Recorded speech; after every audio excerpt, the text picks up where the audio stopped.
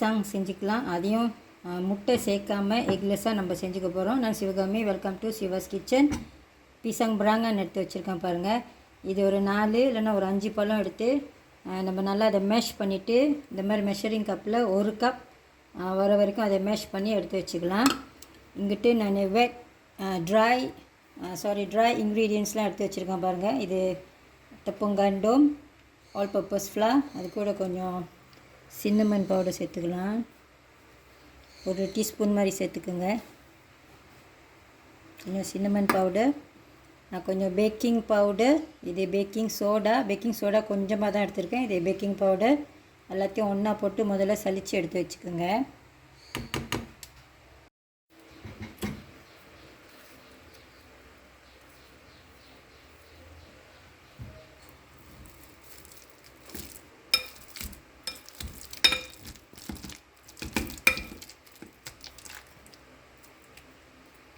இந்த மாதிரி கரெக்டாக 1 கப் எடுத்து வச்சுக்கோங்க இந்த பீஸாங்க.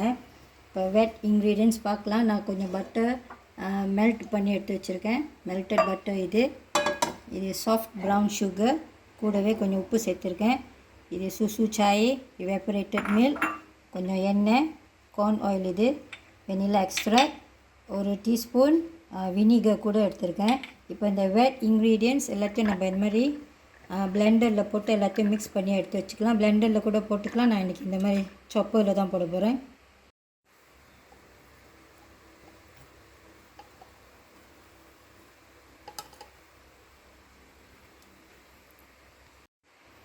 பட்டர்,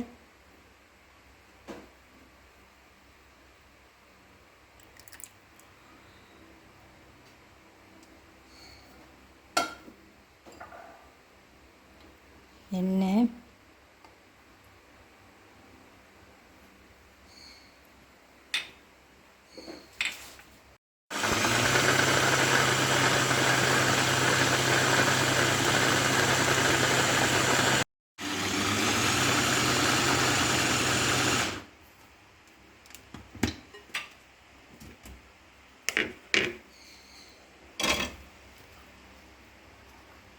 பால்,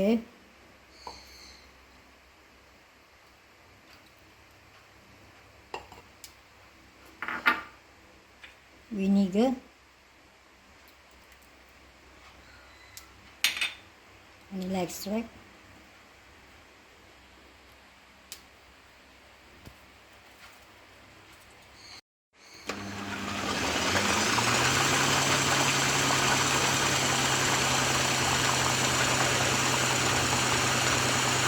இதில் கார்ன் ஆயில் நான் கொஞ்சம் ஆட் பண்ணியிருக்கேன். இப்போ ஒரு 2 டேபிள் ஸ்பூன் கூட ஆட் பண்ணியிருக்கேன். நான் மெஷர்மெண்ட்லாம் கரெக்டாக சொல்கிறேன் டிஸ்கிரிப்ஷன் பாக்ஸில்.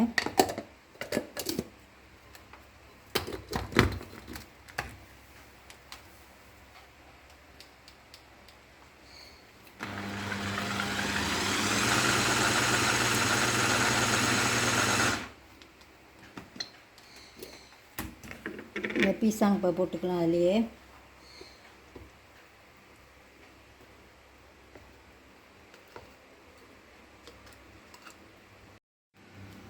பிளெண்ட் பண்ணிக்கலாம்.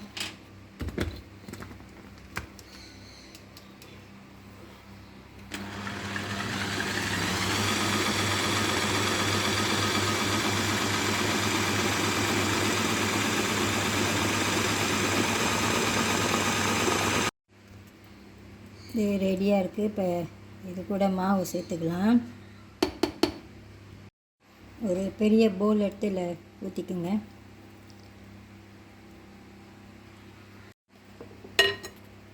இதில் மாவு, baking powder, baking soda, cinnamon powder எல்லாத்தையும் ஒன்றா ஒரு 3 வாட்டி சலித்து வச்சுருக்கேன்.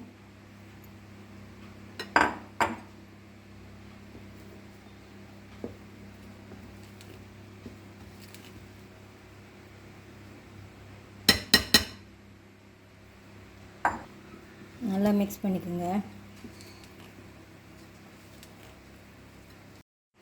ஒரு டேபிள் ஸ்பூன் சாக்லேட் ரைஸ் எடுத்திருக்கேன். இது ஆப்ஷனல் தான்.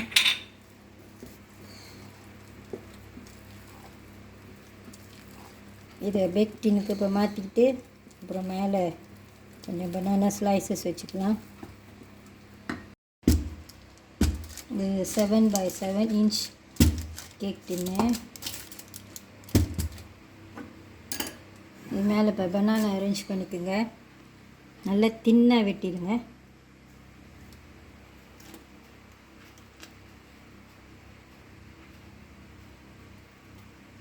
நான் எல்லாத்தையும் அரேஞ்ச் பண்ணிவிட்டு அப்புறமா காட்டுறேன்.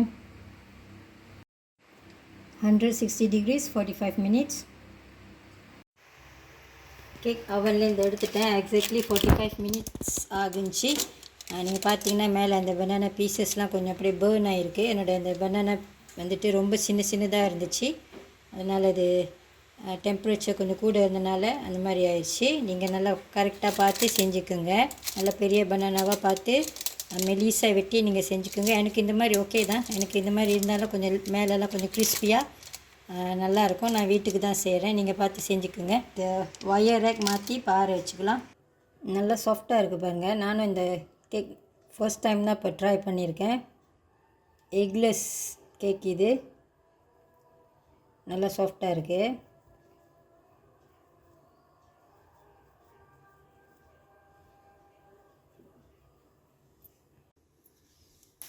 இந்த பனானா கேக் ரெசிபி நீங்களும் ஒரு வாட்டி ட்ரை பண்ணி பாருங்கள். முட்டை சேர்க்காமல் செஞ்சுருக்கேன் நானும் இதை ஃபர்ஸ்ட் டைம் தான் ட்ரை பண்ணியிருக்கேன். எனக்கு ரொம்ப பிடிச்சிருக்கு. நீங்களும் ஒரு வாட்டி ட்ரை பண்ணி பாருங்கள். இந்த வீடியோ உங்களுக்கு பிடிச்சிருச்சுன்னா லைக் பண்ணிவிட்டு ஷேர் பண்ணிவிட்டு சிவாஸ் கிச்சன் சேனலுக்கு சப்ஸ்கிரைப் பண்ணிக்கோங்க. தேங்க்யூ ஃபார் வாட்சிங். நான் ஒன்று சாப்பிட்டு பார்த்தேன். இதில் அந்த பேக்கிங் சோடாவோட அந்த கசப்புலாம் இல்லை, அந்த எண்ணெய் வாடை கூட இல்லை, சீனியும் குறைவாக இருக்குது, நல்லா சாஃப்டாகவும் இருக்குது, ரொம்ப நல்லா இருக்குது. இது ஹைலி ரெக்கமெண்டட் ரெசிபி. நீங்கள் கட்டாயமாக இதை ஒரு வாட்டி ட்ரை பண்ணி பாருங்கள். ரொம்ப நல்லா இருக்குது இது.